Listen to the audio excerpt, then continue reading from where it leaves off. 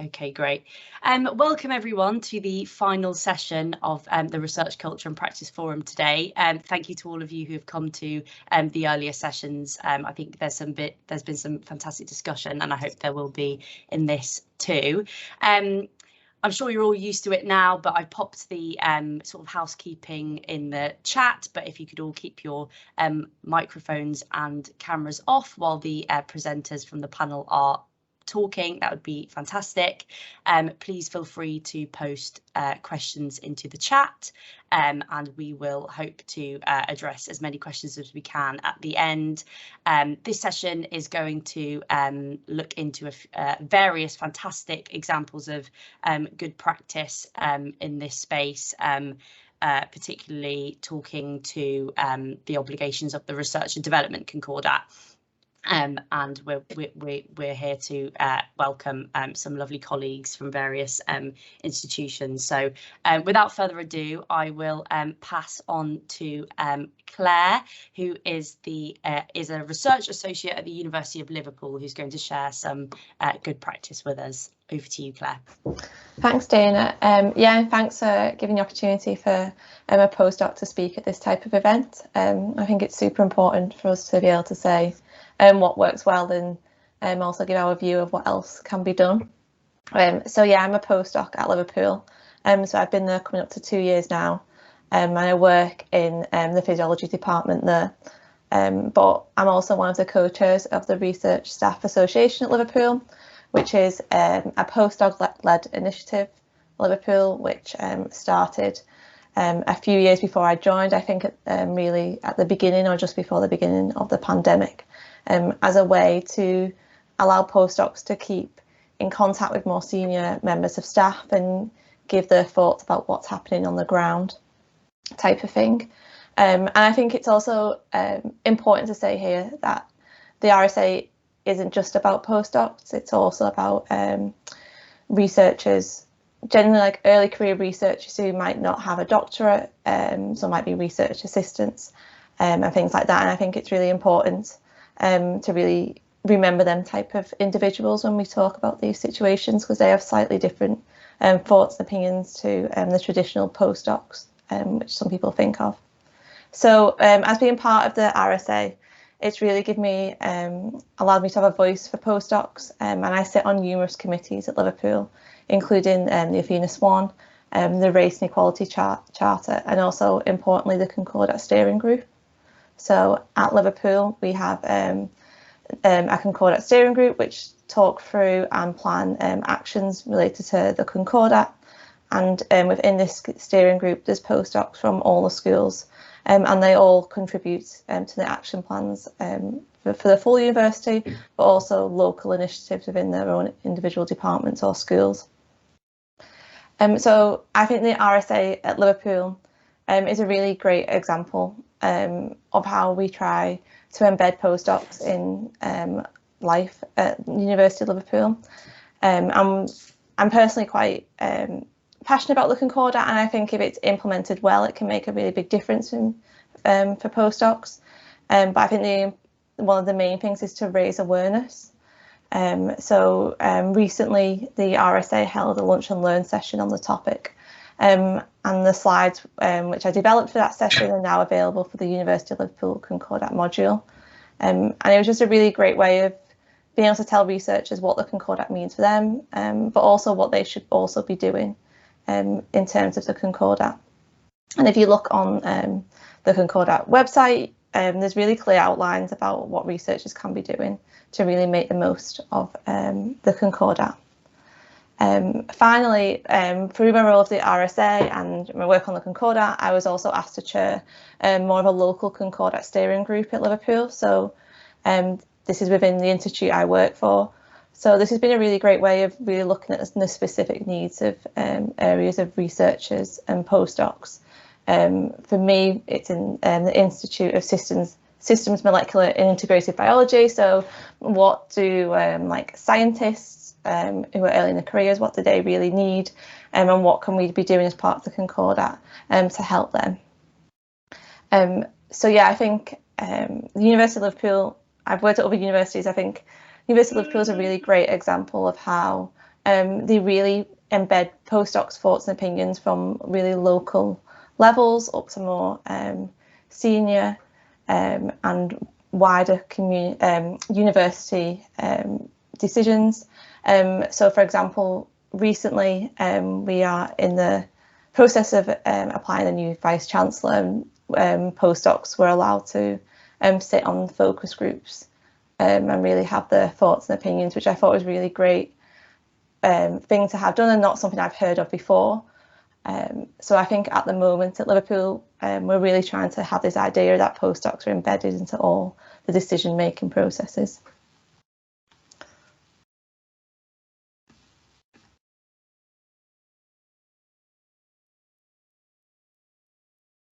Thank you so much, Claire. That was really, really interesting. I wondered if Sania, did you want to come in at all to kind of give a bit of a wraparound for Claire's presentation? Yeah, happy to just add that it's very much something that's driven from the top down, as Claire has said, through the Concordat steering group. We have 30% of the representation are our postdoctoral and early career researchers, and it's been their voice that's been at the heart of really important initiatives that have been driven. So aside from the representation that Claire has talked about earlier today, I've spoken, for example, about the development guidance around how early career researchers can use their 10 development days, or the statement of expectations in terms of what we expect from PI's professional practice, how it's embedded in the university's annual appraisal process, and so on. And finally, just to say that the university has made quite a concerted effort to invest financially in various Concordat-related initiatives, starting with the development unit that I'm a part of. But also more localized initiatives, making time for Concordat champions at various levels across the institution and building that into individuals' job descriptions and workload management and so on. So. Thanks, Sania. That's fantastic. Really, really great example. So next, I'd like to introduce Chris Wood, who is the Head of Research and Development and Research Culture at the University of Exeter, to share an example of fantastic practice with us. Over to you, Chris. Thanks, Dana. Yeah, I'm just going to share some slides, but I promise I won't. They're not many and they won't take too long. So hopefully, can everybody see that? That's great. Okay. Yeah, that's perfect. Okay, so what I wanted to just do really quickly share was something we did last year, and it took us around about a year to implement because there are quite a few departments. But we were sort of trying to establish what people thought was good in terms of our research culture, what could be improved, and also fundamentally, what do we actually mean by research culture and what do we want our culture to be at Exeter? And of course, you know, if you take a general sort of look at what cultural means, it's usually an agreed set of ideas and principles and guidelines that people adhere to, you know, to develop a community in the way they want it developed. And we thought it was actually very important to do this, and it was also equally important, as we've just heard, to actually ask our researchers. So what we did was we did several things initially. We signed the Concordat as signatories. We've been a holder of the Associated HR Excellence and in Research Award for 10 years now. And we also signed the Declaration on Research Assessment. So we were looking at this from both a supporting career development and opportunities of our researchers and sort of responsible metrics at the same time. And we've established a responsible metrics champions group. And although it's not on the slide, we've also established a EDI champions group as well. So what we wanted to do was basically review our research culture activities in the light of the Concordat and DORA, and see how, you know, that would go helping us towards delivering university policy and guidance. So we ran workshops across the university with every single department. So in total, I think we ran about 36 workshops. It took altogether, as I say, a full year to do. And what we did in those workshops, they were all online. They were during the pandemic. We identified what were good practices, and we also identified where we thought both departmentally or institutionally we could improve. We involved all researchers, from early career researchers and postdocs all the way through to world authorities and heads of departments, etc. And it was through an interactive online workshop, and I'll describe that in a second. And what we're hoping we'll be able to do with that is really define what research culture means at Exeter and identify on the areas that we're going to develop. So we've asked, subsequent to the workshops, all departments are going to report back to us with draft action plans around research culture based on what was identified during the workshops. And this will help us create not only those local but also institutional action plans that can help us build our ever-emerging research culture policy. So we had around 300 researchers attend in total, as I say, from all career stages, from about 36 departments. There were around, actually, I've put 2,500 comments there. There were close to 3,000 comments, so it was very, very data rich. And as I say, it allows us to take those next steps in action plan. So really briefly, what we did in those sessions was, first of all, we had what we called the challenge wheel, which, as many of you will see here, is pretty instantly recognisable as based around the 3 Concordat principles, which are the 3 colours, broken down into those different areas of the Concordat. And we asked people to basically rank how they felt in terms of things like being supported or valued, or what did they feel their workload was like. And you can see a typical example here.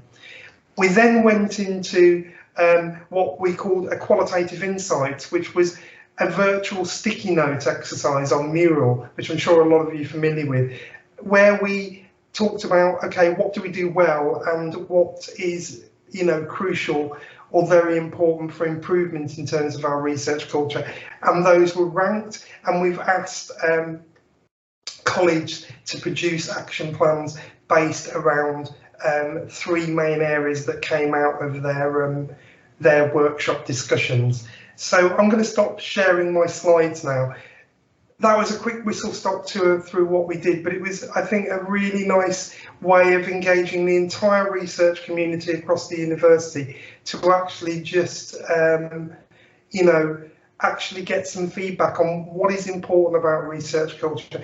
And you can imagine, as you can imagine, that covered all sorts of things in terms of workloads, EDI, open access research. So it covered a lot of areas.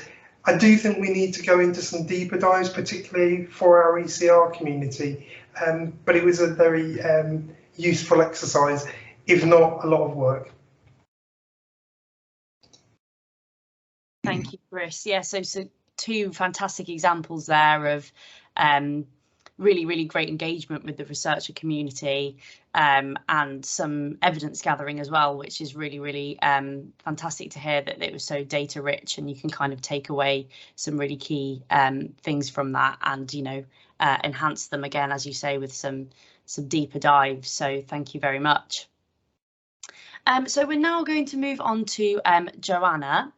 Joanna is a senior policy advisor at the British Academy, who's going to share an example with us. Thanks, Joanna. Thanks, Dana. I'm just going to share my slides. It's ready to load.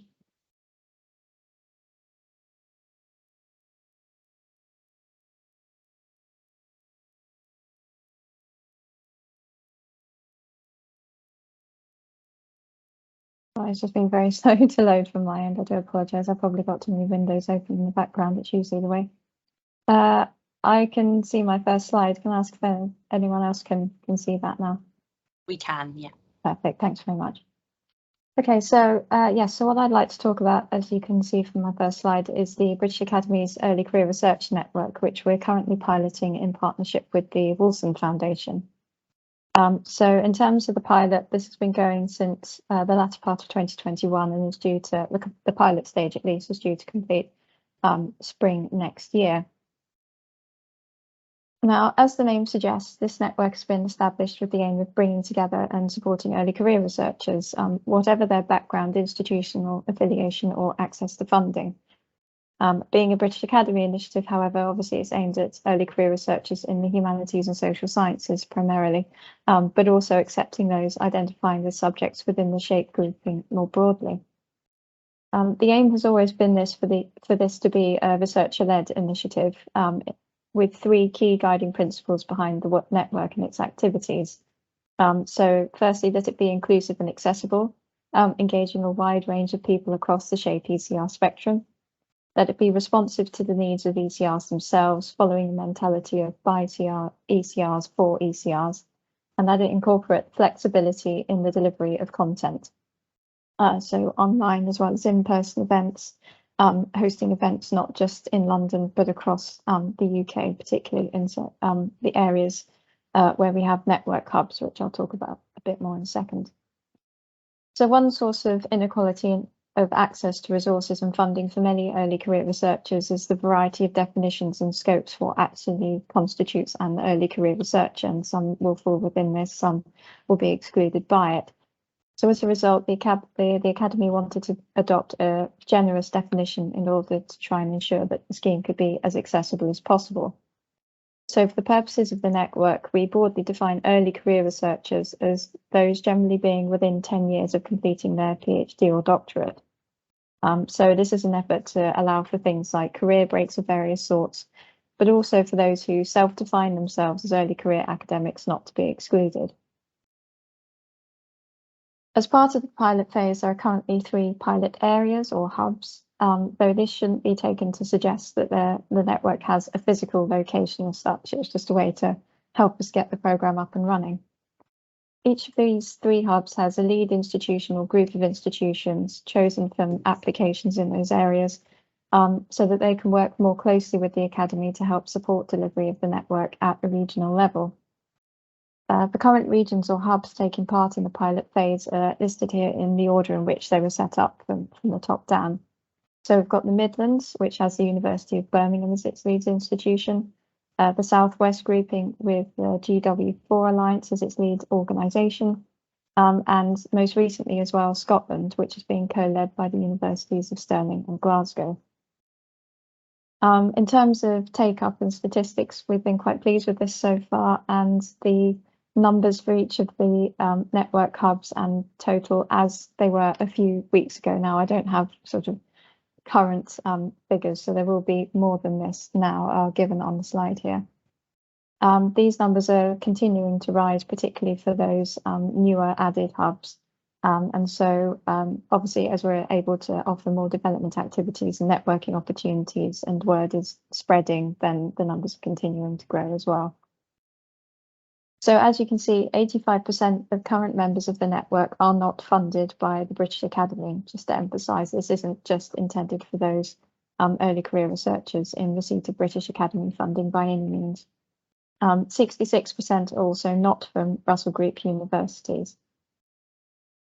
As mentioned, the criteria we've set for who constitutes an ECR is roughly within 10 years of completing the PhD or doctorate, but with exceptions made for various circumstances. And currently the majority of members of the network are within 6 years of completing.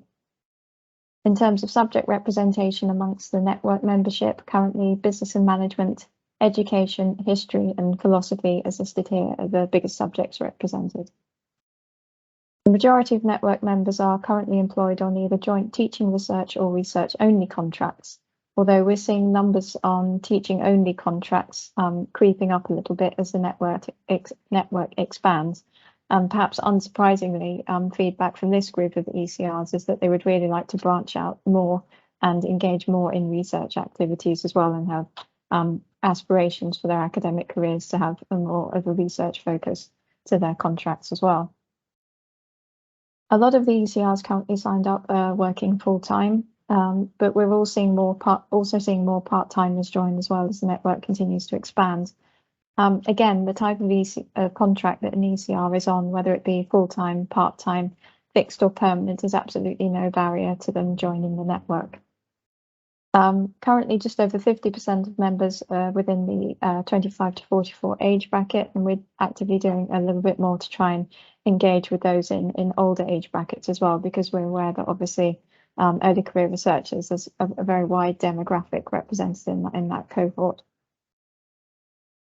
A little over 65% of the network currently are female. Given the shape focus, this is perhaps to be expected. We're hoping to do a little bit more to look more closely at gender breakdowns across subjects and contract types as well, but we just haven't had the capacity as yet to go into that level of detail, but we hope to soon. So it'll be interesting to see if we have a slightly different pattern represented with the membership network, or whether it is really sort of very representative of overall subject demographics. To date, at least 41% of the network have engaged in one or more events and activities that we've put on. So the Midlands, being the first member region of the network, has had the highest engagement so far. But again, the numbers are increasing as more join and as word spreads and as new regions and hubs have come into the pilot stage as well. Recently, we've also launched a new online platform for the network, which is intended to provide yet another means for the ECRs to communicate and find out about the research areas and interests of other network members. There's also some British Academy staff on there if they'd like to find out more about certain areas of work that we do, and we're hoping to sort of broaden that out a little bit more so it can really be a hub for communication. So activities and provision are based on demand from the ECRs themselves. Priorities for them are some of those are listed here, and have included contact with fellows of the Academy and other senior academics, opportunities to build connections across disciplines to look at issues of areas of concern for them as well, such as EDI and insecure contracts, as well as opportunities for networking more broadly outside of academia. Activities which have been provided so far or are being planned include media training, which was delivered at the Academy relatively recently, policy and policy engagement training, sessions looking more closely at racial dynamics and disparities across academia, a cafe-style event that was held with some of the British Academy's funded mid-career fellows to encourage peer-to-peer learning. An idea which came from the ECRs themselves as well has been recurring research cafe sessions, where they can share research and just meet each other in a more informal social environment, as well as a number of sessions on funding and writing compelling grant applications, not only with ourselves, but with partners such as Lever Human and the Wellcome Trust, as displayed here. We've also been engaging quite a lot recently with the Academy's own network of shaped learning societies and subject associations to share information with them about the network, but also to identify areas of provision where we may be able to share resources, because we're very aware that they do quite a lot of work in this area as well.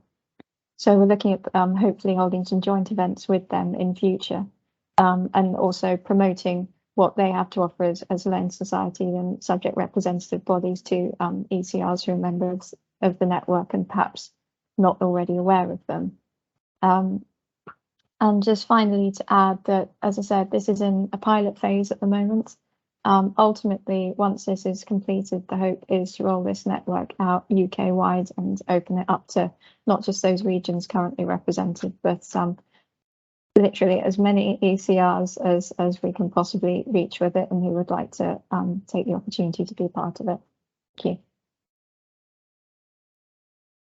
Thank you, Joanna. It's a fantastic pilot, and I'm really looking forward to seeing what sort of comes out of the pilot and what it might be scaling up later down the line.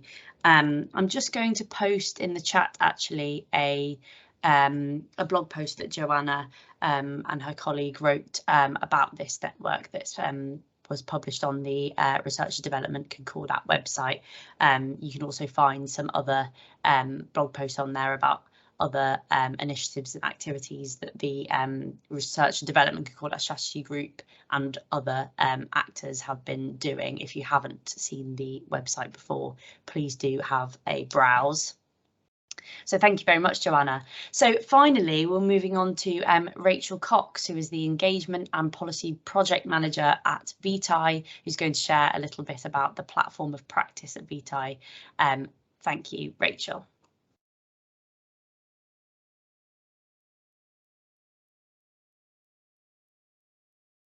Thanks very much. Hi, I'm Rachel. I'm the VTI Engagement and Policy Team Lead, and I'm going to talk to you about the Research and Development Concordat Policy and Practice platform. So for context, when the revised Research and Development Concordat was published in 2019, it included a set of responsibilities for signatories, as well as for the governing body. And illustrated here are two aligning responsibilities to share examples of practice, particularly around the complex systemic challenges that we've been hearing about today, and to provide a platform to preserve and promote these examples for the benefit of the community. VTI were tasked with by the Concordat Strategy Group to provide this space for sharing practice. The sharing of practice is a key pillar of the implementation of the Research Development Concordat, as we've heard during the talks throughout the day, as it can inspire innovation, bring consistency across the sector, raise the profile of the issues, empower individuals to engage with the Concordat principles, and fundamentally lead to change. To achieve these aims, practice needs to be shared in a clear and concise way that is open and accessible to all, searchable and discoverable, validated and categorised, and sustainable for the future. We began by looking at how organisations might identify a good example of practice for sharing. So a good example was defined as one which inspires innovation in the implementation of the Concordat principles. It should be transferable to a variety of contexts and should include some form of evaluation to demonstrate the impact of the activity. In order to make these case studies as useful as possible for the community, proposers were asked to consider making their examples concise and accessible and avoiding jargon, demonstrating the relevance of the example to the Research Development Concordat by mapping to its principles, and providing a strong abstract to summarise what the example is and who it applies to. We also asked for keywords to aid searchability and discoverability on the platform. And finally, linking out to supporting information should readers want to delve deeper into the initiative. For the submissions themselves, we asked the proposers for the following: a description of the practice and how it aligns to the Concordat, the challenges in implementing it and how these were resolved, how the impact of the initiative was evaluated, and surprising or unexpected consequences from the practice. And then finally, advice for others wishing to undertake the same practice.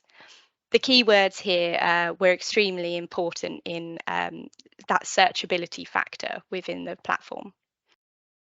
So from this question set and those keywords, we were able to then categorise the case studies to make them more easily findable within the platform. The groupings we prioritised were beneficiaries targeted, stakeholders involved, and Concordat principles addressed. So far, we have 16 detailed case studies live on the platform of practice, covering 49 different keyword topics aligned to the Research Development Concordat.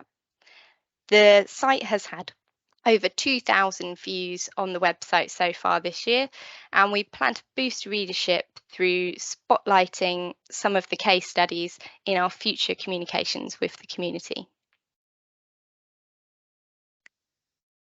For the next phase, we'll be looking at how we can best showcase these examples to ensure they are easily discoverable and useful for as useful as possible for colleagues who wish to follow in the example or take learnings from them.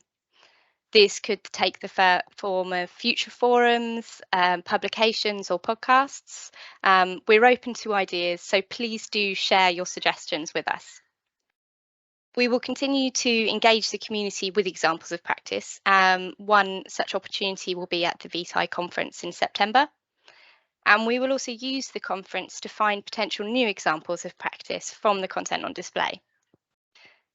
From the examples in the platform, we will look to see which areas are not well covered in order to focus calls for new examples to be submitted. We will also continue to look for novel examples of practice within the HR Excellence in Research action plans that Chris mentioned previously, so that we're proactively seeking new case studies. And finally, so it's over to you. So do get in touch with us and let us know what examples you would like to see. Consider what examples you might have that you could share. You can contact us at concordat@vti.ac.uk, and you can submit your examples of practice at the link shown here. If someone wouldn't mind popping that in the chat, I'd be very grateful. Thank you very much. Thank you, Rachel. That's really, really helpful. And yeah, just to say, actually, for those who don't know me, I'm a policy researcher at Universities UK, and my job is to sort of help the implementation of the Concordat to support the career development of researchers nationally. And the platform of practice has been invaluable in our kind of evidence-based development and looking at sort of the progress of individual institutions and their Concordat submissions over a longer term.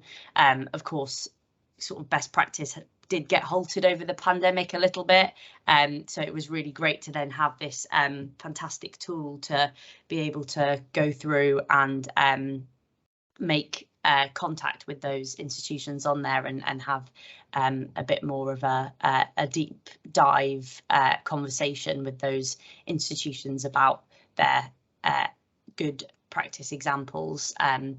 We will be using more of the examples from the platform of practice over the next year to develop a progress report on signatory progress over the last sort of couple of years, and we'll be working very closely with VTI to make sure that we are kind of covering all of the fantastic progression that has been made over the past couple of years.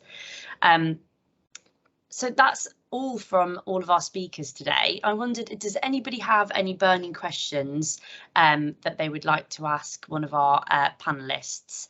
Please do post them in the chat if you do. There aren't any at the moment that I can see, just lots of thanks and sort of praise as to all the examples of the challenge wheel from Chris, and yeah, it's really great. So if you do have any questions, please do pop them in the chat.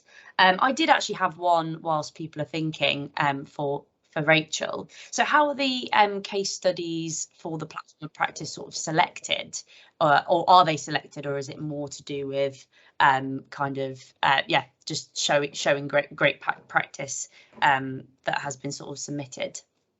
Sure. I mean, it's much more than just asking, you know, can you just write down what you did, and if it's good enough, we'll put it on the platform.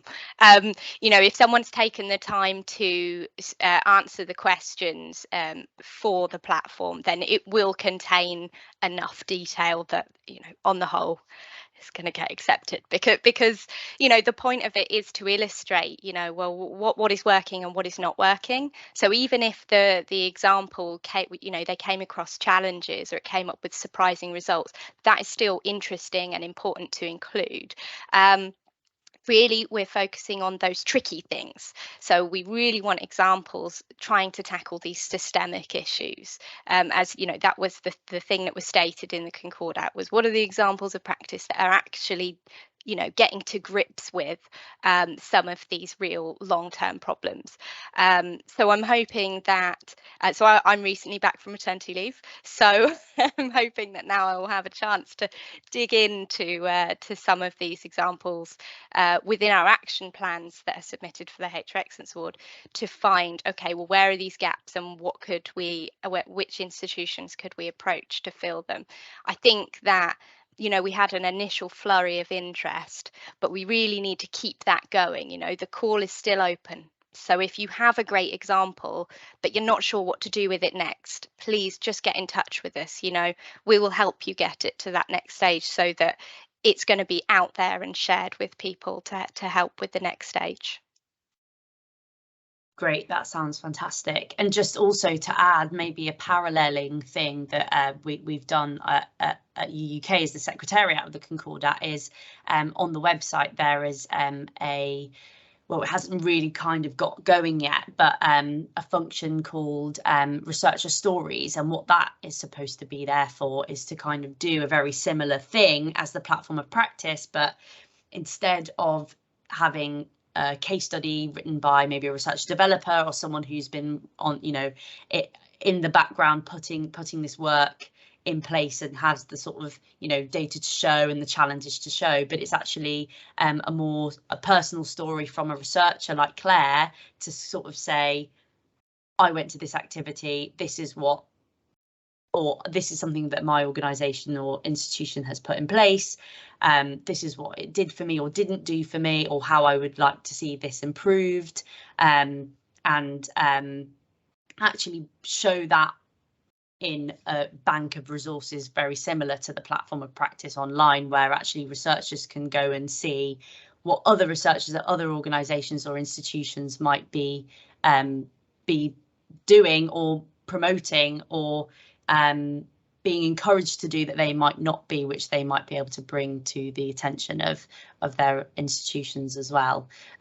So yes, if there are any researchers in the room or kind of managers of researchers, please do sort of plug that as well with your researcher communities, because it'd be really, really great to get those rolling. I think the complementary things there, Dana, I think that's a really important point, because what we're looking at here is different points of view and perspectives, and the researcher voice, as we've seen throughout the day, is so vital to this piece.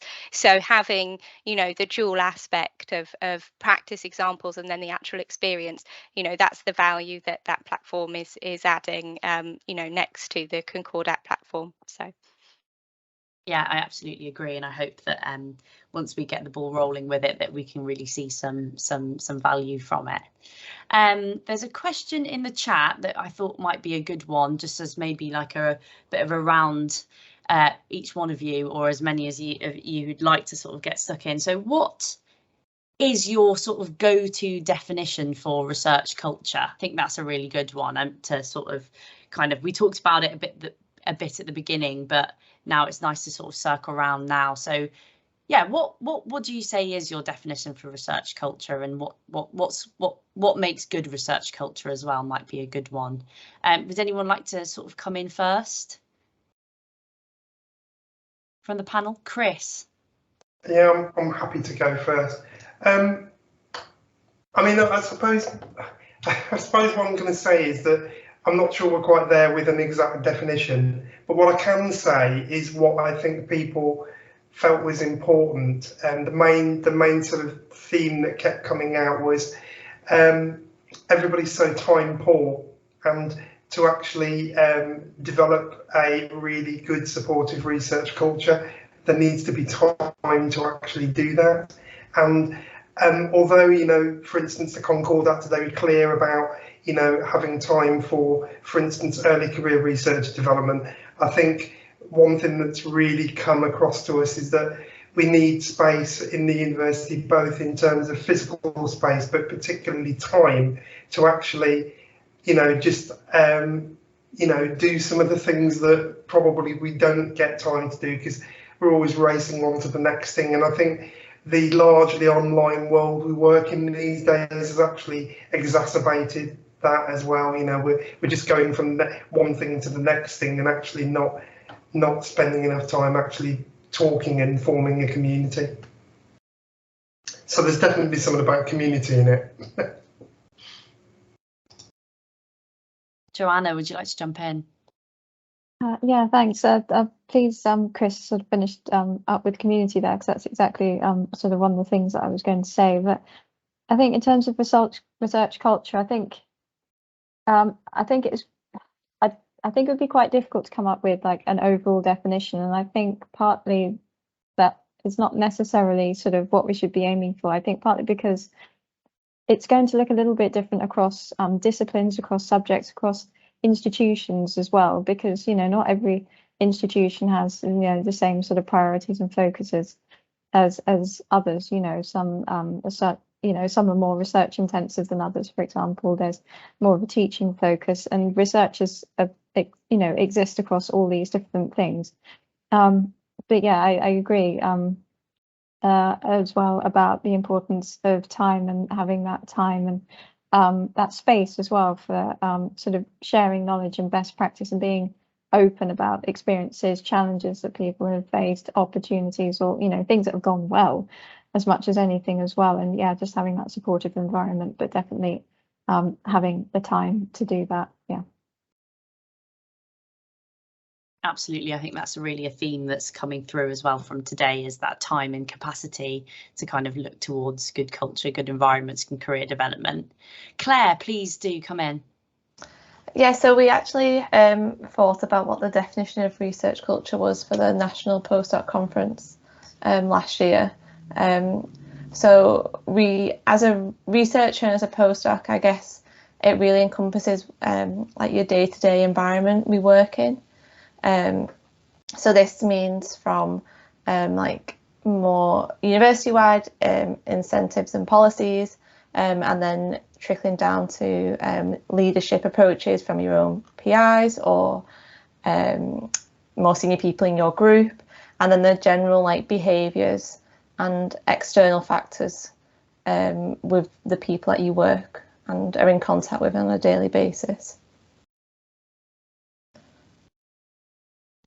There's lots of kind of separate threads that have to come together to create a good culture, and as you said, behaviours and skills are also really important to that, for sure. Right, well, we're kind of up time now, so I just wanted to say thank you very much to everyone who's joined for the whole of today, and especially for this session. It's been fantastic. We will be making all of the recordings available after today, and also some slides. If there were slides shown in the session, there are some that will be shared afterwards. We'll also send round a survey so that you can kind of feedback on any things that any pointers in terms of the way the sessions have been run, but also the content and speakers. But I think it's been really fantastic, and yes, there's just fantastic day, and really big thanks to all the speakers that have been there today. Really interesting discussions, and thank you to all of the participants for signing up. We've had a really good turnout, so yeah, thank you very much and have a fantastic evening.